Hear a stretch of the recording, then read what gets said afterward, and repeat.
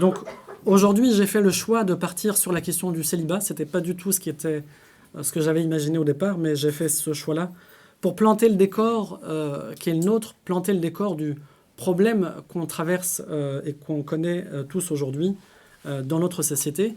Et je partirai d'une question qui est très paradoxale.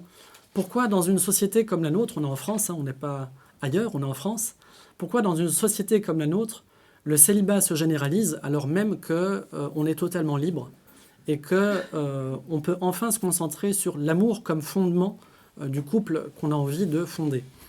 C'est une question qui n'est pas du tout anodine parce que c'est très bizarre quand même qu'aujourd'hui on a tous les moyens pour fonder son couple et pourtant le célibat se généralise. Alors avant de se généraliser, Paris est la ville la plus romantique du monde, en tout cas elle est perçue comme ça. Même les Saoudiens et compagnie viennent ici avec ce regard-là, les Chinois, tout le monde vient ici, même les provinciaux français, etc., etc. On a ce sentiment et cette image selon laquelle Paris est la ville la plus romantique du monde, dans laquelle le couple, depuis les années 70, dans laquelle on peut cultiver la communication au sein de son couple. On peut se concentrer sur un choix libre. On peut choisir librement son partenaire. On peut se concentrer sur l'amour et plutôt que de subir le poids d'une tradition, d'une religion, d'une famille ou d'autres acteurs qui pourraient encombrer le projet de s'aimer et de vivre ensemble. Donc on a une ville où tous les ingrédients sont là pour réussir son couple.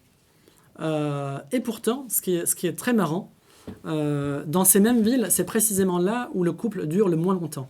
Donc là, on a un deuxième paradoxe. Toutes les conditions sont là. On peut même se concentrer sur son développement personnel comme on nous invite à le faire depuis 1970 dans ces années-là en France. Et pourtant, très paradoxalement, dans les villes où on a le plus cultivé la bonne communication dans son couple, et on a fait tous des formations là-dessus, les musulmans sont peut-être les derniers à découvrir ces formations, ces thématiques et ces recettes. En revanche, en France, quand on est de culture française de tradition, depuis les années 70, aux États-Unis, pareil, 70-60, on a déjà cultivé cette recette selon laquelle, pour réussir son couple, il faut cultiver la bonne communication dans son couple. Il faut se concentrer sur son épanouissement personnel, sur son indépendance. Et il faut cultiver également, chose importante, l'épanouissement intime, sexuel. Donc c'est un peu les grandes recettes qu'on nous a données, mais qu'on a aussi cultivées depuis les années 60-70. Et très bizarrement, dans les villes où on a le plus cultivé cette recette, c'est aussi les villes où le couple dure le moins longtemps. C'est quoi le problème ? Quand on discute entre nous, avec beaucoup de musulmans, on a ce sentiment que le mal vient du fait qu'on est sous le poids de traditions qui nous empêchent parfois de choisir son homme, choisir sa femme, choisir les modalités du mariage. Parce que pour se marier, c'est une grande mission.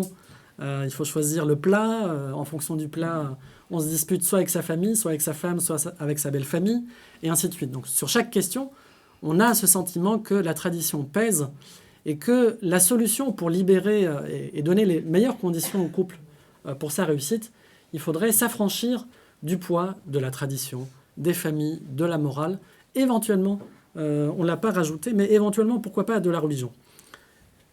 Ce qui est encore une fois paradoxal, c'est que ne partons pas du dernier de la classe que nous sommes, parce qu'on découvre ces théories et ces discours et ces recettes. Partons de ceux qui ont cultivé, pratiqué cette recette depuis les années 70. On est en 2017, 17 décembre 2017, et on est à Paris. On ne peut pas continuer à raisonner comme si cette théorie moderne de l'amour qui nous promet de réussir son couple en cultivant une meilleure communication, une meilleure relation intime, un meilleur souci de soi, de son développement personnel, etc. On ne peut pas faire comme si cette théorie de l'amour, on la découvrait en 2017. Cette théorie de l'amour est sortie dans les années 70, encore une fois en France, et on a eu plus de 50 ans pendant lesquels on l'a pratiquée. Peut-être pas vous et moi. En tout cas, on a plusieurs générations de Français, et pas que, dans toutes les sociétés modernes, on cultive cette théorie, et c'est précisément ces discours, cette vision de l'amour, qui est en train de tuer l'amour, qui est en train de faire sortir le couple du couple, qui est en train de faire sortir l'individu de toute possibilité de se mettre en couple. Donc je vous invite à mettre à jour le diagnostic ou l'analyse que vous faites du problème qui est le nôtre aujourd'hui. Et je vous propose cette métaphore c'est une histoire qu'on m'a racontée, que je vous raconte. Il y a des pirates qui ont vu un bateau chargé de trésors couler en pleine mer. Et pour éviter d'avoir de la concurrence, ils n'ont pas plongé sous l'eau tout de suite. Ils ont dessiné sur une carte l'emplacement exact du bateau avec ses trésors. Et ils comptaient y aller quelque temps après, lorsque tout le monde aura oublié l'affaire. Donc ils y vont par la suite, et ils plongent, et ils ne trouvent pas le trésor en question, ils ne trouvent pas le bateau. Et on a comme ça, de génération en génération, des pirates qui, régulièrement, ils ont tous la même carte, régulièrement vont plonger sous l'eau et chercher le bateau et le trésor qu'il contient. Et bien, pendant des siècles, personne n'a trouvé ni le bateau ni le trésor qui était avec. Qu'est-ce qui s'est passé? En fait, le bateau est dans une réalité mouvante. Le bateau, il est sous l'eau. L'eau, c'est mouvant. Donc, la photo qu'on avait il y a quelques temps, il y a quelques siècles, de ce bateau-ci et du trésor qu'il contenait, il faut la mettre à jour. Aujourd'hui, quand on parle de ce bateau-ci, il n'est plus à la même place. Donc, il faut intégrer la dynamique de la réalité. De la même manière, aujourd'hui, on continue à analyser le problème du couple comme étant un problème de poids de la tradition, de poids de la morale, d'absence de liberté.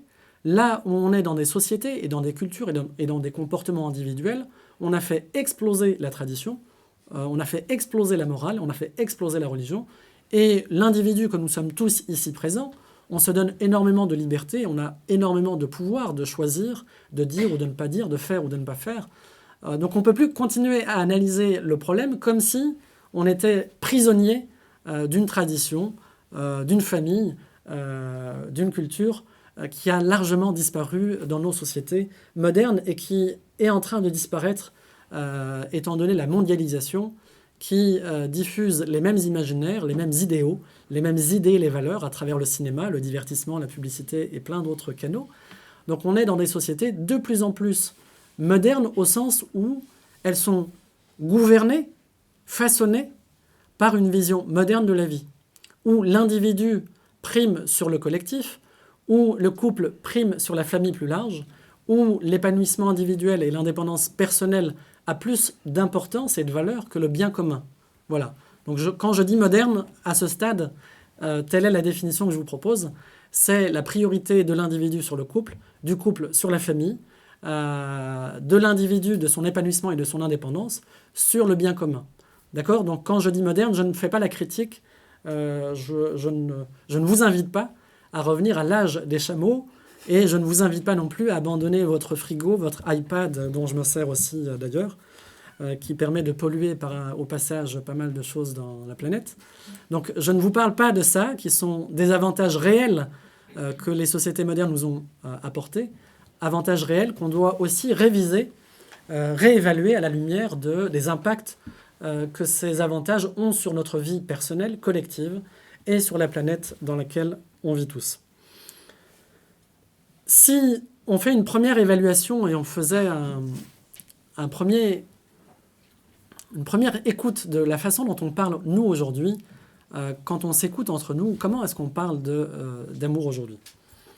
Voici les expressions qu'on entend beaucoup autour de nous actuellement. Je suis avec quelqu'un. J'ai une relation avec quelqu'un. Est-ce que tu as quelqu'un dans ta vie? Est-ce que tu as une petite amie? Je sors avec quelqu'un, notre relation est compliquée. Quelle est la nature de votre relation?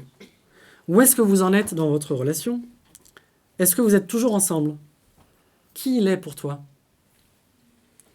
On est ensemble sans être ensemble. Il ne sait pas ce qu'il veut. Moi-même, je me cherche. Et qu'est-ce que je représente pour toi? Qu'est-ce que vous remarquez dans ces formules typiques de notre façon de parler aujourd'hui? Comment? Il y a beaucoup de jeux, oui. L'autre est impersonnel. Quelqu'un. Petit ami, c'est pas tout à fait une amie, c'est pas une femme. Petit ami. C'est moins qu'un ami et moins qu'une femme, épouse. Donc on n'arrive pas à affirmer franchement qui est l'autre et qui je suis moi. Vous voyez que toutes ces formules trahissent l'incertitude qui s'est installée dans nos vies. Et cette incertitude, elle réside dans qui je suis, qui est l'autre pour moi, à quoi je me suis engagé vis-à-vis de l'autre, à quoi l'autre s'est engagé vis-à-vis de moi. Quand je dis « voici ma femme » ou « voici mon mari », j'ai pas besoin de disserter pour expliquer les engagements de l'un vis-à-vis de l'autre. Par contre, vous voyez bien qu'on est ensemble, ça ne veut rien dire. Tout est à définir et tout est à redéfinir en permanence parce que on est ensemble, on s'est fixé quelques limites, on ne les a pas fixées. Est-ce qu'on a commencé au fait d'être ensemble ou est-ce que on est toujours ensemble? Est-ce que c'est fini? Voilà. On ne sait jamais à quoi s'en tenir dans cette affaire. Donc c'est typiquement, si on veut prendre la température du couple moderne, c'est en analysant ces formules qui sont typiques de notre langage, qui sont le langage du désengagement, qui sont le langage de la sortie du couple durable, qui sont le langage d'une société qui a instauré le couple comme dans une incertitude généralisée. Donc vous voyez bien qu'on est très loin du discours facile qu'on peut tenir entre nous, selon lequel tout ça, c'est à cause de la tradition, nos parents nous prennent la tête, on ne peut pas choisir, oui, il y a les Maghrébins, il y a ceci, il y a cela, etc. C'est tellement compliqué que vive la liberté, vive l'amour. Ok, moi je prends ceux qui ont cultivé le vive l'amour et vive la liberté depuis les années 70, c'est eux qui sont en train de nous embarquer dans une tendance qui se mondialise, tendance qui est aussi en train de faire sortir le monde d'aujourd'hui, de le décentrer par rapport au couple, au mariage, à la capacité de fonder sa famille. Juste pour dresser un dernier élément de décor pour bien commencer cette matinée, pour vous réveiller, n'est-ce pas ? Dans les grandes villes comme Paris, le célibat se généralise, mais aussi le divorce. En moyenne, tous les 6 ans, 50% des mariages sautent. Quand on n'est pas marié, bien entendu, le couple saute à la semaine. On a affaire à des couples à la semaine. Donc la bourse et l'instabilité du couple est beaucoup plus forte lorsqu'il n'est pas marié. Mais même marié, en moyenne, au bout de 6 ans, ça saute. Les autres, 50% tiennent encore la route après 6 ans, mais la plupart n'arrivent pas à la course, à la fin de la course, d'accord ? Se généralisent aussi les maisons de retraite, qui sont d'autres formes de solitude. D'autres formes de solitude dans des villes comme Paris, dans les grandes villes, dans le monde moderne et ailleurs de plus en plus. On a la moitié des appartements composés d'une seule personne. Voilà. Donc là, tous les indicateurs sont au rouge et nous disent on est en train de tendre vers l'individualisation et l'isolement individuel. Et nous, on continue à chanter une chanson selon laquelle tout ça, c'est parce que la tradition ceci, parce que trop de poids là-dedans, il manque un peu plus d'amour, etc. Les sociétés qui ont le plus investi, qui ont le plus cru dans l'amour comme fondement du couple, sont les sociétés qui ont le plus fait exploser leur couple, qu'ils soient mariés ou pas. C'est ça qui est intéressant. Vous voyez, même le mariage comme barrière. Le mariage, pour beaucoup, à un moment donné, dans les années 70, a été perçu comme étant l'un des derniers obstacles au vrai amour. Parce qu'en effet, si on s'aime, pourquoi se marier ? Et bien, même ceux qui ont été au bout de cette logique nous ont démontré que finalement, ils étaient incapables de tenir plus d'une semaine ou plus de 6 ans quand ils se mariaient, cette fois-ci. En tout cas, se généralise, dans ces générations-là qui ont cru à ce discours, se généralise le célibat, et plus que le célibat, la solitude. Je distingue 2 termes. Le célibat, c'est quand on n'est pas marié, mais la solitude, ou la vie en solo, comme dirait Jean-Claude Kaufmann, la vie en solo, c'est la personne qui a fait le choix dans sa vie de ne pas se marier, qui considère que le mariage, c'est pas important. Donc, il y a un nombre de célibats qui est déjà une information, mais il y a aussi des gens qui vivent en solo, hors mariage. Enfin, voilà. Pour essayer de vous donner une analyse pointue, tout en étant, j'espère, clair sur le sujet, je vais m'appuyer sur 2 sociologues qui sont, pour le premier, Jean-Claude Kaufmann, qui a écrit un bouquin qui s'intitule « La femme seule et le prince charmant », et le deuxième qui est Eva Illouz, « Pourquoi l'amour fait mal ? L'expérience amoureuse dans la modernité ».